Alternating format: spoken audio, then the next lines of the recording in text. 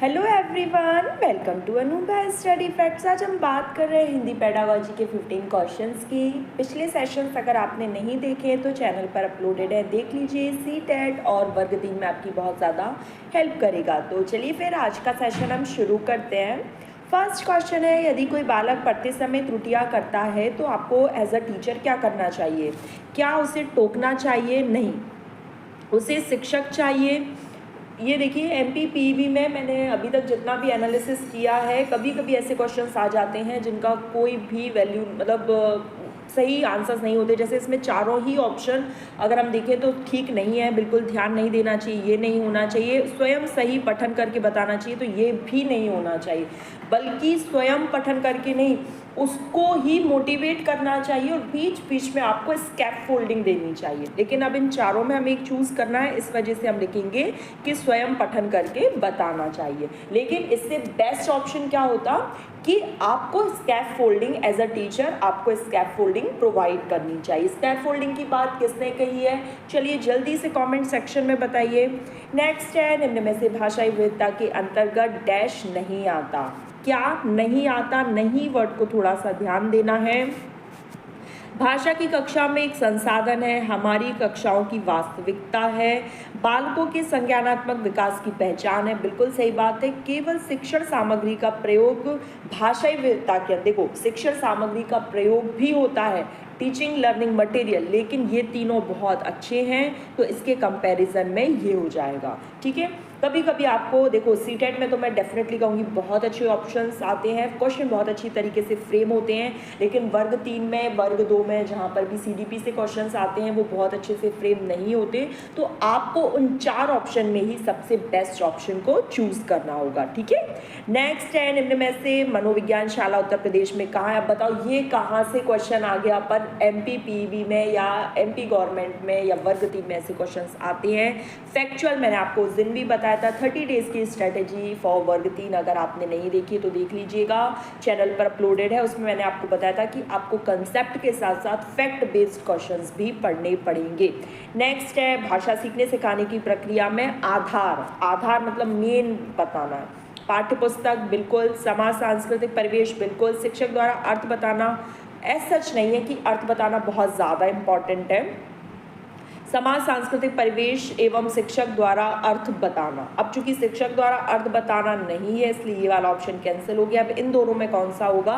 पाठ्य पुस्तक और सामाजिक सांस्कृतिक परिवेश में सबसे अच्छा होगा समाज सांस्कृतिक परिवेश, क्योंकि अगर एज अ टीचर आप डायरेक्टली अर्थ बता देते हैं तो बच्चा अपने ज्ञान का विकास खुद से नहीं कर पाता और अपने ज्ञान का निर्माण बच्चा स्वयं कर सकता है।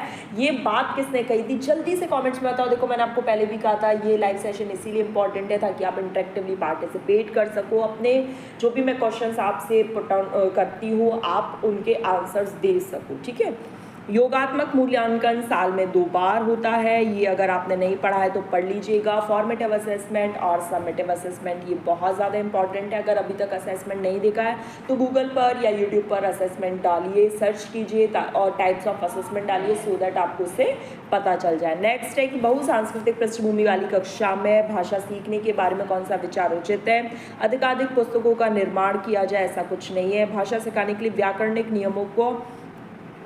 नियमों नहीं, ये ऐसा बिल्कुल नहीं है।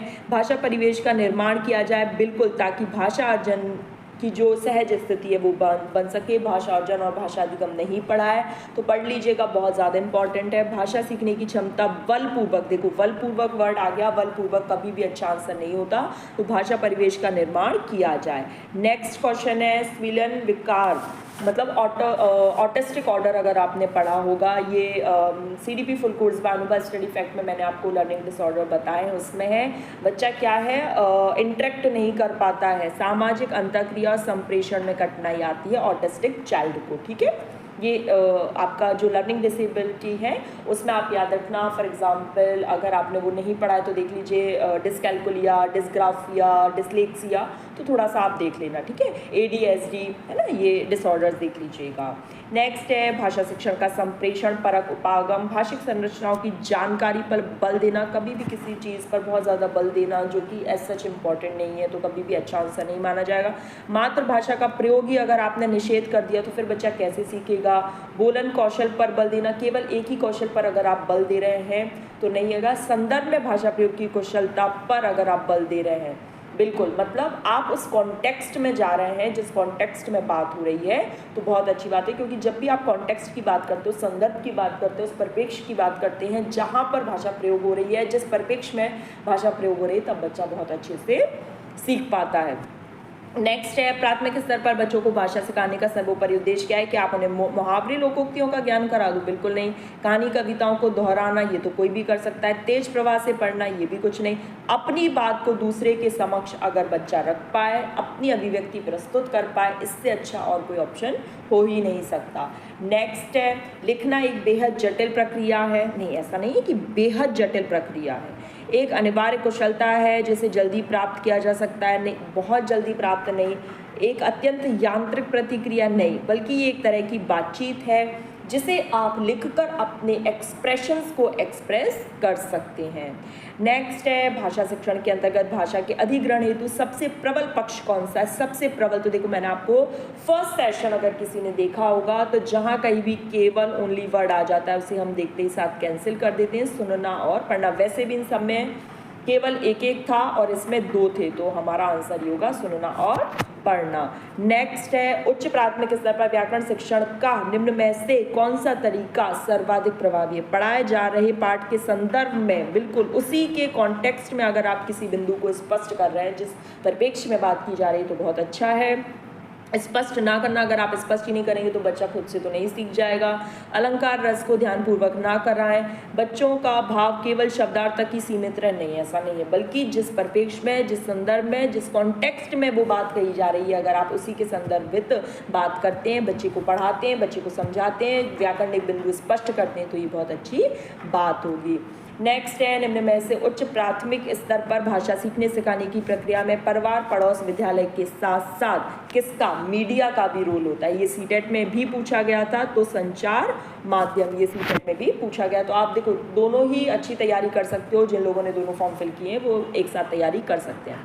नेक्स्ट है, भाषा के पाठ्य पुस्तक से संबंधित पाठ होने चाहिए, तो विज्ञान, संस्कृति, साहित्य और उपयुक्त सभी, तो उपयुक्त सभी। आज के लिए लास्ट क्वेश्चन है, भाषा की कक्षा में समाचार पत्र पत्रिकाओं का उपयोग सुनिश्चित करता है बच्चों की भाषा पर समाचार पत्रिकाओं का प्रभाव पड़े। मुख्य शीर्षक याद हो, तो याद वाला तो कभी अच्छा होगा ही नहीं। बच्चे प्रमाणित लेख, समाचार आदि पर अपनी प्रतिक्रिया देने की क्षमता रखें। शिक्षण सामग्री का उपयोग हो रहा है, शिक्षण सामग्री का उपयोग ठीक बात है, बच्चे की भाषा समाचार पत्रिकाओं का प्रभाव पड़े, ये ठीक बात है, लेकिन बच्चे प्रमाणित लेख, समाचार आदि पर अपनी प्रतिक्रिया दें, ये सबसे अच्छा ऑप्शन है। तो गाइस, यहाँ पर हमारा सेशन कंप्लीट हुआ। आई होप आप लोग को सेशन पसंद आया तो do like share subscribe. Previous sessions नहीं देखे तो देख लीजिएगा। चलिए फिर हम अपने नेक्स्ट सेशन में मिलते हैं। Thanks for watching this video.